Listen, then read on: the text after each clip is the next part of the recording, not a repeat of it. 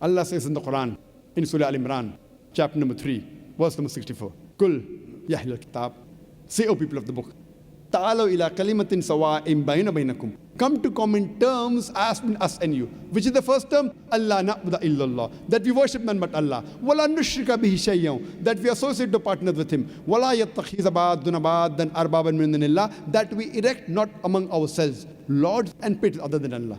Fine tawallah. If then they turn back. Faqulu shadu. Say, ye bear witness. Be anna muslimun. That we are Muslims bowing our will to Allah subhanahu wa ta'ala. Ta'alaw ila kalimatin sawa'in bayna baynakum. Come to common terms as between us and you. Which is the first term? Allah na'budu illallah. That we worship none but Allah. The most important point while doing dawah is come to common terms.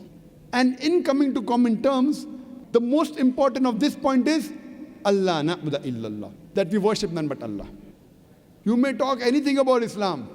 Oh, Islam is very good. It has got so many benefits, so and so things, everything. Good. About science, technology, fine. But if you do not touch Tawheed, all your dawah is useless. If you do not stop the shirk that is there in the lifestyle of the non-Muslim, all your dawah is useless.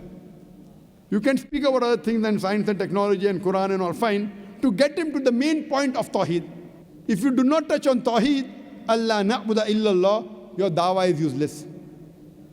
And I've given a talk on concept of God in the major world religions. And if you read the scriptures of the major world religions, all these major world religions, in the scriptures, it is mentioned about one God. It mentions that God is only one. It mentions He is not begotten. It's mentioned that He has got no idols. He alone should be worshipped. Whether it be Hindu scriptures, whether it be Christian scriptures, Jewish scriptures, Parsi scriptures, all these scriptures mention about one God.